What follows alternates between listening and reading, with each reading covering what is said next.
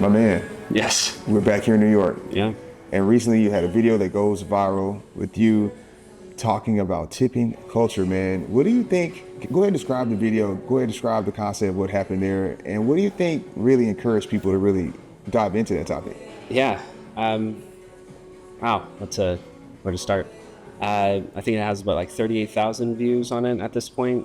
On Instagram. On Instagram. Yeah. So maybe like 125,000 between Instagram and TikTok. There's obviously a huge need to talk about this stuff. I mentioned it earlier. I was surprised by how many people responded very negatively to the idea of a pooled house, and I don't think we should talk about it too much today because I'm sure there's other stuff you want to talk about. But we don't need a witch hunt. We don't want people finding out who you are, where you work, stuff like that. Yeah, but I think it's so interesting to see a lot of the different perspectives and also perspectives based on where you worked. And for instance, most of the restaurants that I've worked at in New York are all pooled houses, and a substantial amount of people involved in those restaurants all buy into that concept. And there's very obviously a lot of very vocal people on the other side of it that don't want to do that. So there's lots of nuance to it, and I guess the biggest part of all of this is the entire conversation is, and my approach to many things is that there's so many different opinions, perspectives. There's so many different systems that work, and all of these systems have shortcomings and failures, and some of these systems do things really, really well. And so that's the place that I come from, and by no means is one way the right way or the end all be all. There's just this is in regards to like a tip pooling system. These are things that I find most closely aligned with my goals and in every space that I work. And real quick for the people, when we say pool, is it P-U-L-L or P-O-O-L? I've most commonly seen it P-O-O-L. Okay. Yeah, pool. Like you're dumping it all into a big. You're dumping so much money into one big pool, and then you're pulling from it. Because I've seen pool where it's just like everybody is pulling some out. I don't think that there's anything incorrect. I mean, one of the topics of conversation that I recently got into with a couple of guys is the ways in which restaurants and restaurant people, we all have our own dialect, and there's our own shorthand and our own, the things that we use to talk about things, and it's all different.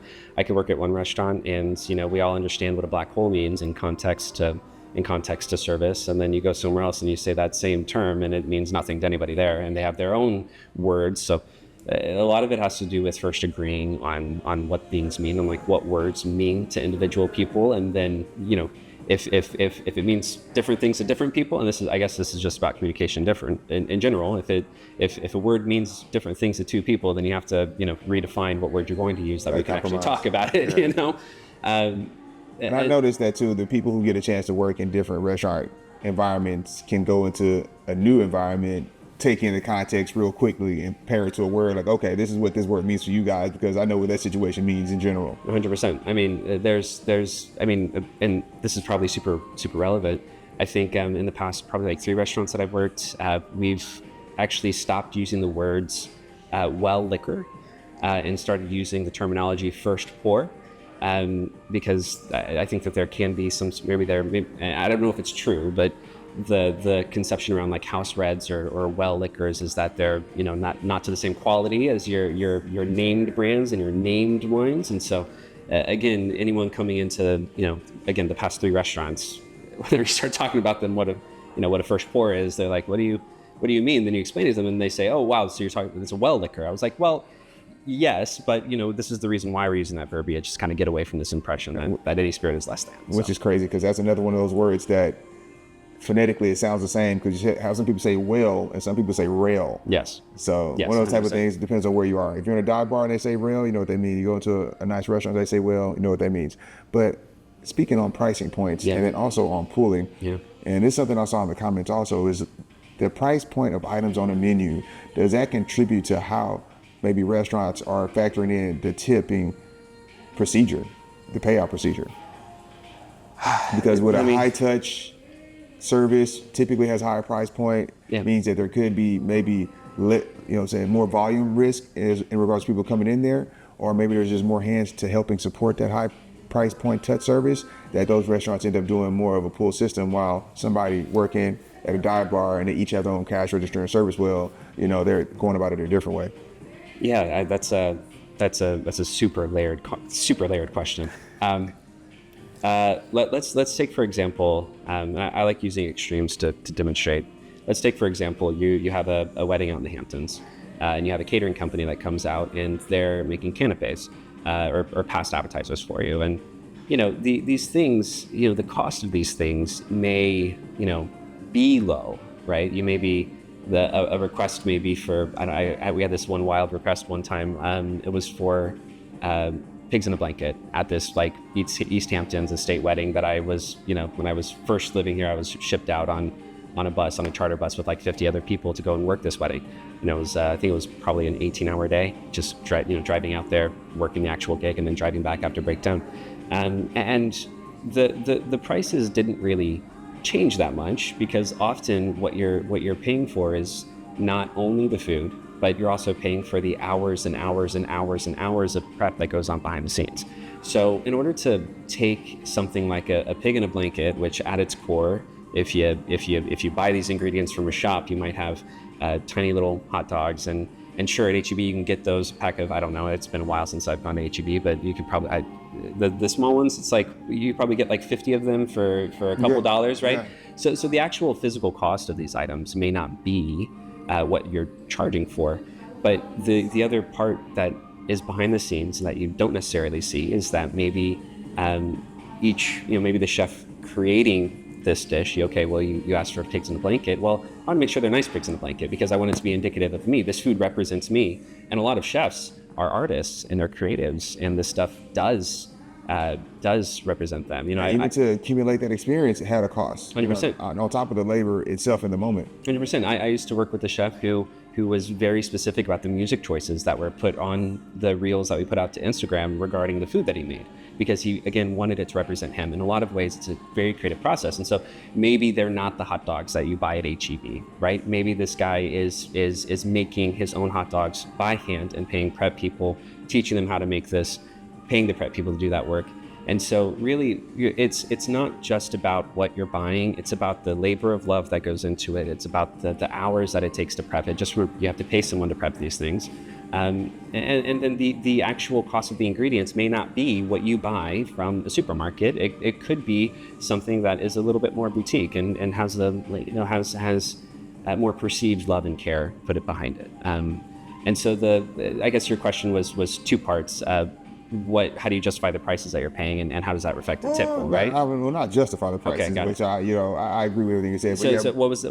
But simply though, just like with that comment, where certain places are pulling tips, they're sharing tips. Yeah. And those places that are doing that typically have higher price points. Okay. And I think it'd be good to start letting people know, especially on the operational side of things, why those places are pulling based on the steps of service, because a lot of people haven't worked in an elevated dining establishment to understand the steps of service and why customers enjoy that. Okay. So apart from the actual product that we're serving and usage of the words elevated, dive bar to like contrast, I just want to make it super clear. I think that there's incredible value offerings and product offerings at supposed dive bars, which often can be looked down on as being holes on the wall, right? They have experts there. Yeah. I think QSR, quick service retail restaurants with counter service, I think that there's an incredible value offering there. I think that casual restaurants offer something really incredible for each kind of person. I think that upscale fine dining, I think that all of these places offer immense value for their product offering, right? And so that's kind of the challenge whenever you're opening a restaurant, is deciding what your brand is, what your concept is, and whether or not you want to be the best in class, which theoretically I think everybody does, right? And so I guess whenever we're looking at how does price point reflect the experience, and the tip factory and steps of service and table touches, so on and so forth, I think that price point more often comes into the quality of the things that you're eating. I think that price point more often comes into the prep and the labor of love, and also where you're physically sitting, right? Because real estate in New York is considerably more expensive. I thought you would touch on that sooner, right? The locationality is so important. I mean, you could get prime real estate in a prime corner in any major city, and that is going to be more expensive than being 30 minutes outside of city limits and opening up a restaurant off of the highway, hoping that people take the intersection or take the off ramp to come to your restaurant.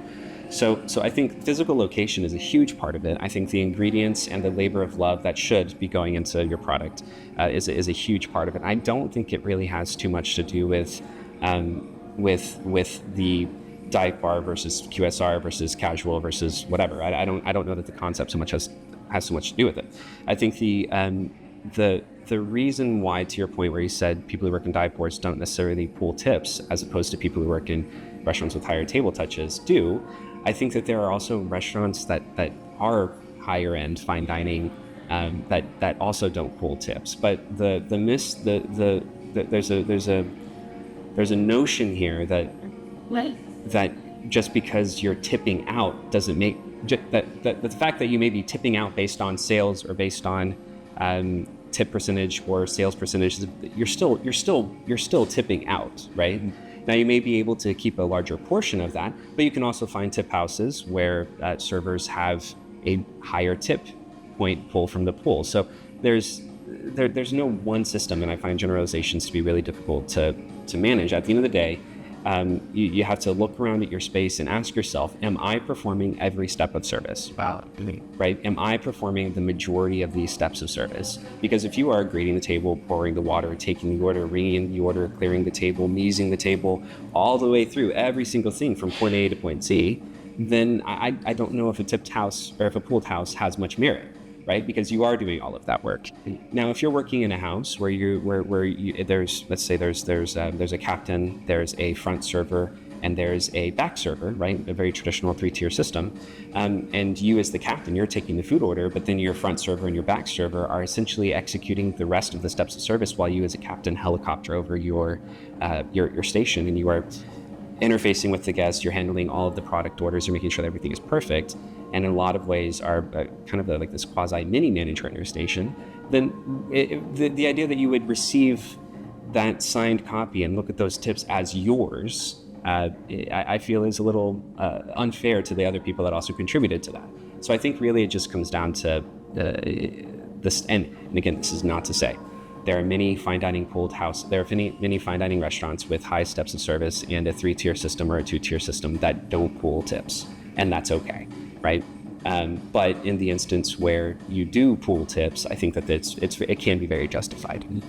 And I think with this system, which once again I love putting out content and seeing what the comments are, because it lets you know what the feedback is, and sometimes people get a little bit more honest on social media, on the internet, than they would in real life, but they're scared of their managers not managing the process properly. Yeah. You have this 3-tier system, you have your front server, your captain, back server's not doing his job, but yet they're still tipping out the same percentage. Can you go and touch on like how it is managing that process, some of the challenges with it, but then also how do you coach people up? What's the development process and making people better? Because a lot of times people may come into a restaurant and you need to make them better to get them where you need them to be. Yeah. Wow. Big questions. So I was also surprised by the amount of comments that really just pointed towards poor management. That was the biggest one, right? It's like, I'll never work in the pooled house system because theoretically it could work really well and provide a lot of stability, but there's always people that don't pull their weight. I can probably confirm that in my days of waiting tables, of which I've spent probably about 8 years serving tables at a multitude of concepts. Anytime that I was in a pooled house, I think that was probably the biggest pressure point for many people, is that they felt that someone didn't match their knowledge, or they felt that someone wasn't capable of time management as effectively as they were. And in those moments, you can do a couple of things, right? You can leave your restaurant, you can go and work in a non-pooled house. You can find that, right? I don't know exactly how you do that. You would have to interview many times and ask as the first leading question, are you a pooled house, right? And then if they say no, then I'm sorry, this isn't the right fit. So you can do that. So that's one way of maintaining your, making sure that you're where you're happiest. But the other part where it comes down to management actively taking care of their team and creating action plans and coaching people up, a lot of it starts from hiring. A lot of it, you have to do that work ahead of time and find people that ideally have the shortest runway possible before they are as effective as they can possibly be. there are many times where you will hire someone and you know that you're investing in someone's growth, and you're committing to helping them get to where they need to be. And so if you are making the decision to hire someone like that, there has to be a plan in place. There has to be quantifiable metrics like, okay, by X date, you need to be able to run solo in a station. By X date, you need to be able to pass a field test. By X date, you need to have all of the first pour liquors memorized, as well as 1 to 2 pocket liquors that you can offer as replacements. Like, you can set quantifiable metrics, and that's what you should be doing. You should be setting quantifiable metrics that are not, well, you need to do better. You need to do better at time management. You need to do this. You need to do that.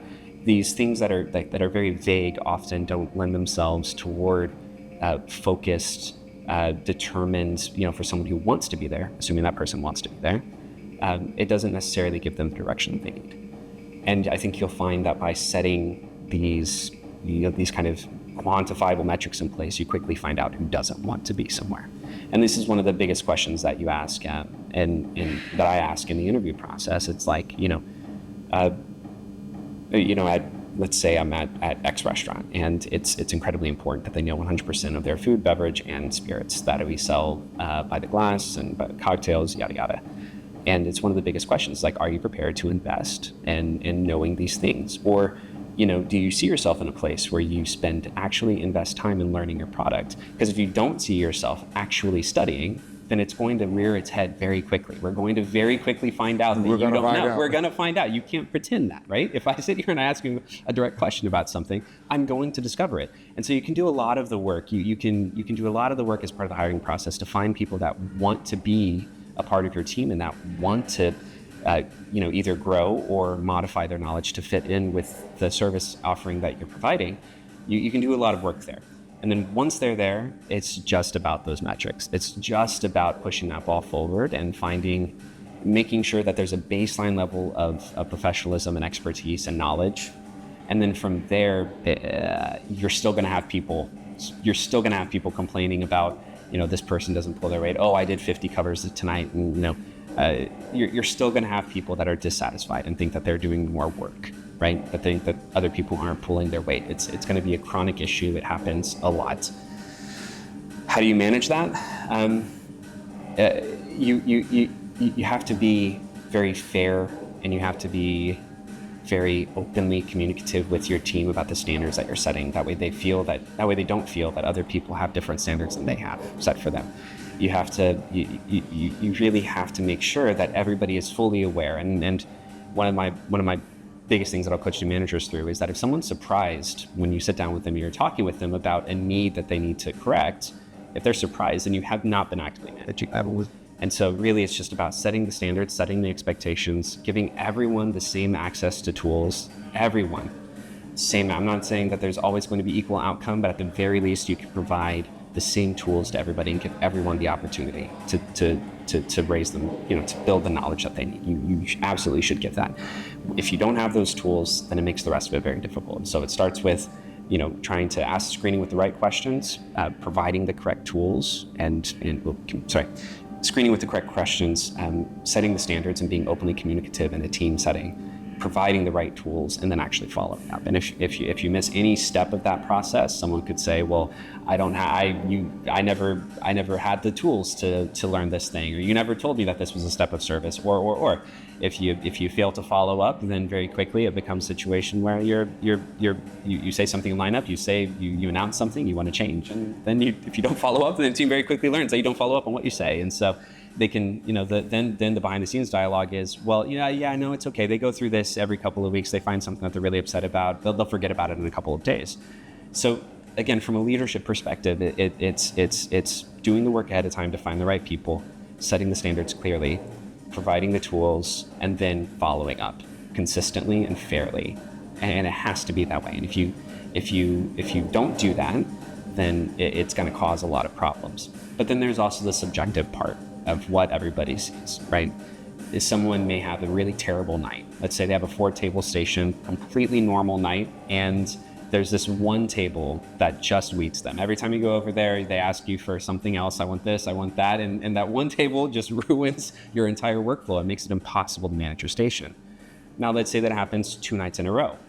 Let's say that happens 3 nights in a row, right? You just get unlucky, which is the whole which is the whole thing about a non-pooled house, is that you really just got to get lucky, right? Sometimes there's not a consistency. You have to get lucky. You get assigned to the patio on your one night a week that you work the patio and it gets rained out, then you didn't get lucky, you got unlucky, right? And so the same thing applies. There's so many different factors and variables when it comes into people's perspectives on their colleagues and on their team members. And oftentimes they are neck deep in their own station and can't process effectively.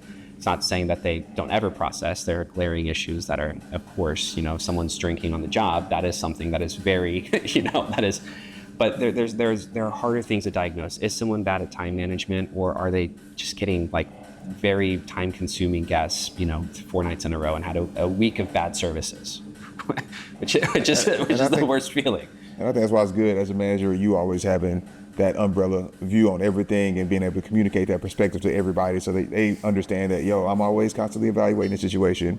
But in order for them to trust your evaluation, leaders have to have a certain level of character, a certain level of self-discipline, and they have to, of course, make sure that their team believes in them. Right. I know we touched on something in text message where you're talking about having this balance. And I believe that the leaders who can exercise and display that balance in their lifestyle, sometimes outside of work, can definitely, really uplift the spirits of the staff, knowing that this person has their stuff together. What are your thoughts on that in regards to being this manager that can really go through all those steps and the team understands that you are on their side to make sure these systems play out perfectly? 100%. You gotta walk the walk as much as possible, and you gotta. I think a big part of what causes people to trip up is a lack of accountability with themselves. There have been many times when I apologized to whatever team I'm working with because of things that I let slip through the cracks. Maybe I launched a new beverage without providing the right training materials for it. I'm sorry, guys. I will do my best to have this out by by Monday. There are many times, and I understand that we're really flying by the seat of our pants here. I'm really asking you to internalize a lot of information in a very short amount of time, where normally if I did it differently or better, let's say, there would be more prep time for it. So I think the first stop is accountability, and we're all human, and we all make mistakes, and we all do things wrong, and there has to be some grace and space for that. At the same time, you also have to be able to admit when those moments happen in order to find that space for yourself. So, I think open communication with your team about the things that you also need to work on is important, and it could be operational things. Bryan, my name's you put my name on the floor plan 3 times. I'm not working 3 stations tonight. I'm like, no, okay, well there's 2 other people here. Sorry, Marco in station 2 is actually John, and Emily in station 5 is actually Megan, right? And so there are moments like that, and those are very small examples that will help to inspire trust and confidence if you acknowledge your own humanity and apologize for the inconveniences or service disruptions that it causes. And I think that as far as walking the walk, you can't expect your team to know everything, right? You can't expect your team to know the wines by the glass if you yourself don't know the wines by the glass. Again, the lack of knowledge always shows itself. And the inverse is also true. If you have good knowledge, it also shows itself consistently. And when it comes to leading nowadays, I find, because I worked in management in New York prior to COVID, and then I also was in management during COVID, and then I worked in management after COVID. And throughout my career, I also took a few breaks from management. I did the classic, my first management job. I took it, I was very focused on the money. I made less money as a manager than I did as a server. And as a result of that, I made the decision. I can't sustain my life on a manager's salary as a floor manager. I need to make some money. And so I took a step back from management. So there's been a long period of time pre and post COVID, which I think is super defining. COVID was super defining for our new age of restaurants. And when it comes to walking the walk, I find that nowadays, yes, I'm teaching knowledge. Yes, I'm teaching how to manage your station. Yes, I'm teaching time management. Yes, you're teaching the technical skills in restaurants. And a lot of the time you are also teaching, no, you can't speak to somebody that way. No, it's not okay for you to have a meltdown on the floor. You have to get it together and and there are proper channels for this stuff. And so oftentimes it feels as though there's a need to not only teach people knowledge, but there's also a need to embody effective communication and effective management of yourself and your own emotions and of your own temperament. I can't be losing my mind every night. I just can't do it. You know, I have to be cool under fire. You have to be cool under stress. You can't ever let people see you sweat. And if you're panicking, your team is going to panic. And so it makes no sense to tell everyone, listen, when the pedal hits the metal, everybody needs to float like a swan on water, right? Don't ever let people see your little feet pedaling underneath the surface. If I myself am losing my mind every night, like you really have to embody the concepts that you're teaching as much as possible, and be honest when you don't with your team. I love that, man. Well, I think that covered all my topics today, dude. Great to hear this insight from you on not only what it takes to evaluate the staff, you know, put these metrics in place as a leader, but also how to manage yourself as a leader. When it comes to New York and the future of the hospitality industry here, do you see some of the leaders here embodying this type of thought process, or do you think that maybe there may be a new market where this is happening, where the hospitality industry could end up being a little bit better? When you say opposite side of the industry, which opposite side of the industry? There's opposite cities. Opposite cities. Yeah, because, you know, like I've had a chance to kind of like travel around and, you know, interview different leaders in different industries, and I can see where they are on the optimism scale and really, you know, what's the word, and prorate that out to like, okay, you know what, I probably wouldn't move here if I was at this stage in the hospitality industry, or if I was at this stage of an investor trying to get into the hospitality industry in this city. Where do you think you guys are here in New York in that life cycle? Because you guys are pretty much OG service industry guys. And I know some of these topics you touch on are kind of new age a little bit. You know, like I came from the day where they would throw a plate at you. Now it's like, yo, let's sit down and talk. You have channels. Yep. Yeah. Interesting question. I think there's some stuff I'm not qualified to talk on, but I'll answer what I can. You know, there's been a few restaurants that I've worked at where the GM would yank me into the bathroom and scream at me. You know, look at yourself in the mirror. You see how a failure you are? You see how much of a failure you are? Amongst other abuses. So definitely no stranger to that. And in a lot of ways, you know, I think a lot of people will contribute this to maybe a misguided sense of altruism.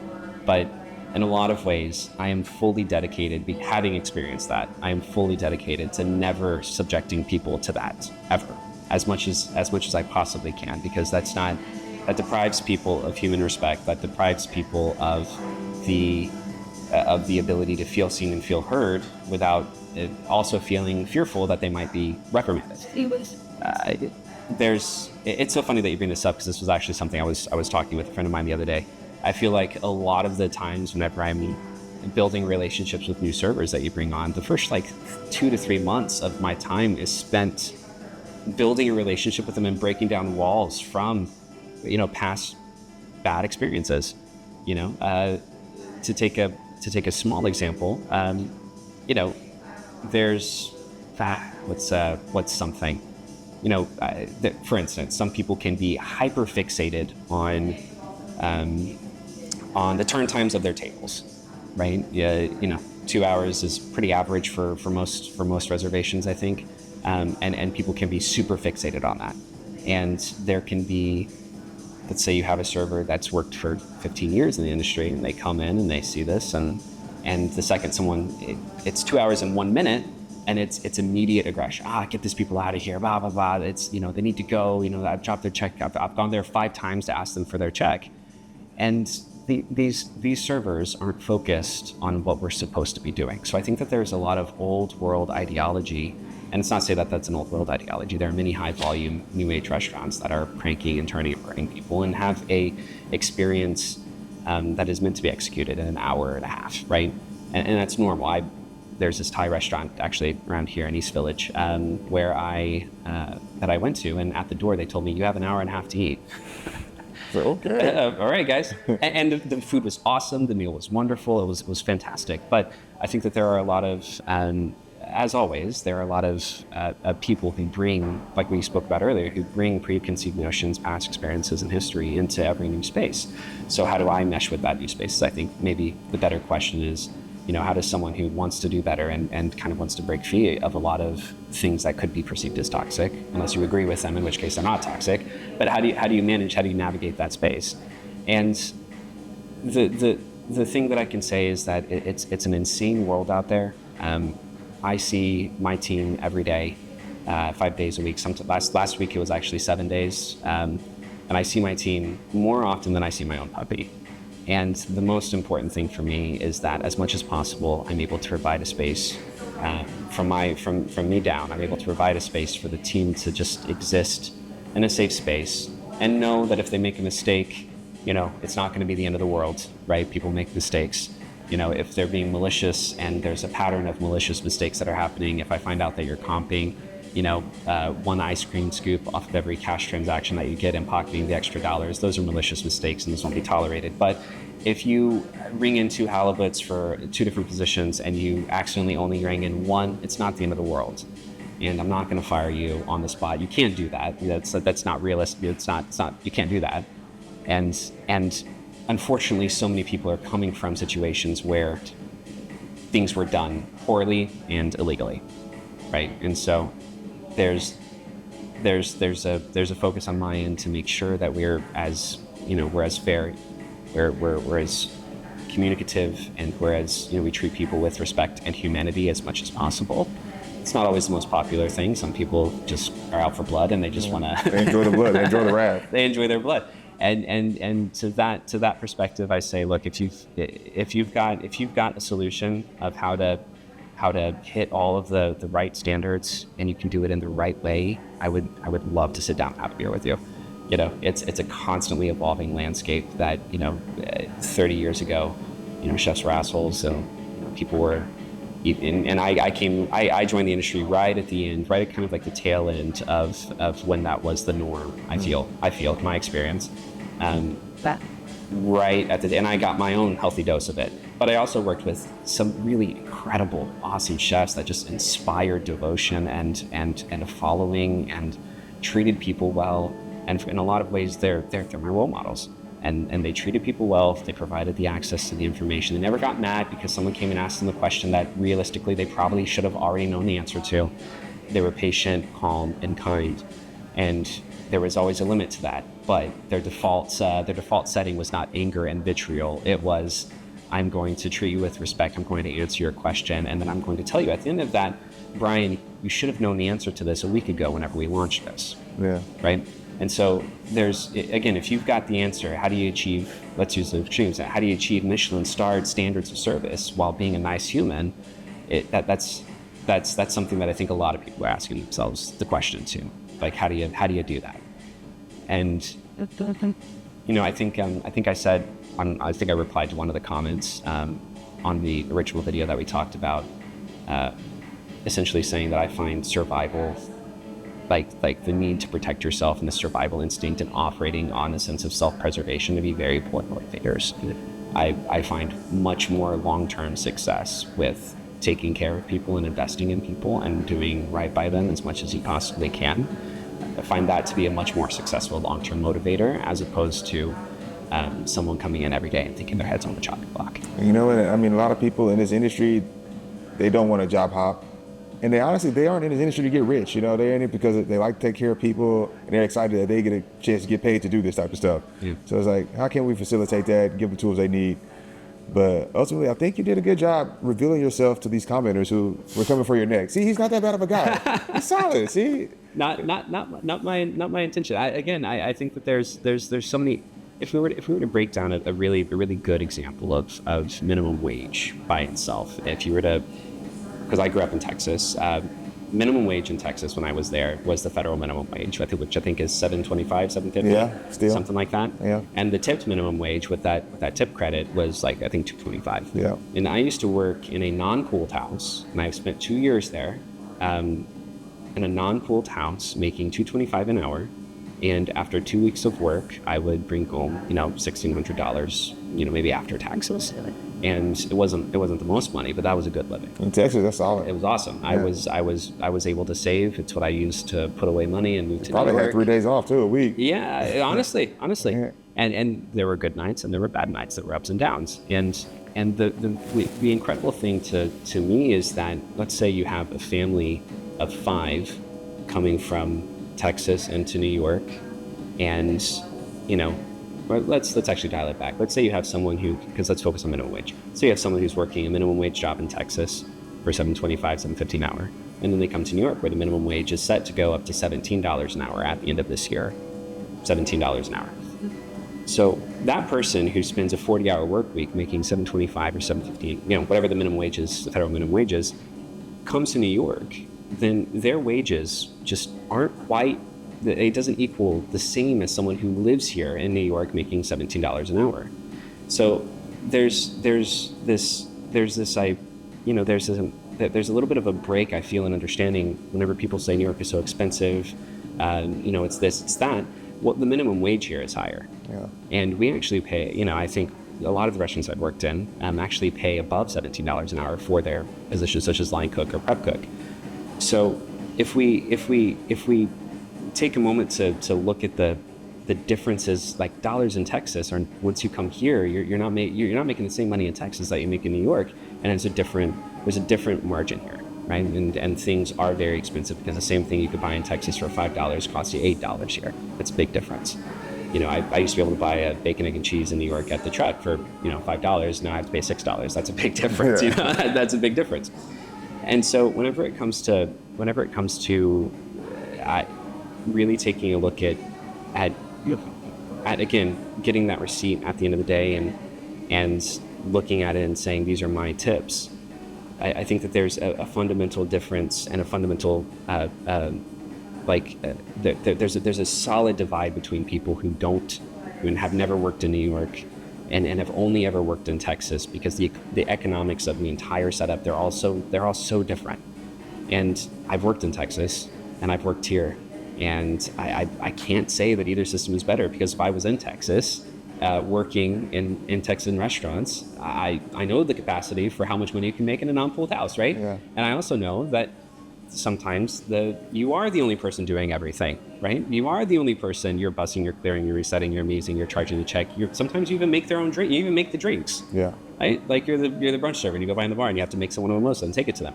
So I think that there's the one thing that I always try to do is acknowledge the differences in both an opinion and in actual reality. And I think that the worlds are just so different, and you have to acknowledge that there's just like 5 or 10 different worlds depending on your perspective and which state you live in. It's all just so different across the board. And that's really one of the reasons why I wanted to create this platform and start giving people a peek inside of other industries, other geographical areas, because believe it or not, a lot of people just don't get a chance to travel, who are on the bartender service side or even on the management side, either because we're working too much or we don't get enough financial breathing room. It's not real vacation time. Yeah. And I think, and I'm out here for a real estate conference. I was out here earlier this year for a tech conference, and these guys in these other industries are getting together all the time, conferencing, pulling together ideas. On top of that, they have these online communities and forums. So ultimately, that's what Rails Hospitality is going to be. Get a chance to bring people like you, yourself, other people who are hungry for the knowledge, chance to have access to it, because some people are in that small town in Texas, and the owners aren't giving them any knowledge, any opportunities, any access, but they have the talent, they have the know-how. So and you can't look down on those people, and it's really awesome. You can't look down on anyone who comes from somewhere else, and it's really awesome that you're investing in this platform. Thank you. I think it's the future. I mean, obviously, I think there's money to be made, but I also think it's a great thing. I think that the hospitality industry has the most room for growth out of all the industries we got right now. You have education, you got government, but hospitality is that's something that, whether you're part of it now or you were part of it in the past, you understand it, as well as we see every other industry that needed to do business. So we need to level up our game. My man. Yep. Thank you. Thank you for the time. Appreciate it. Yeah, absolutely.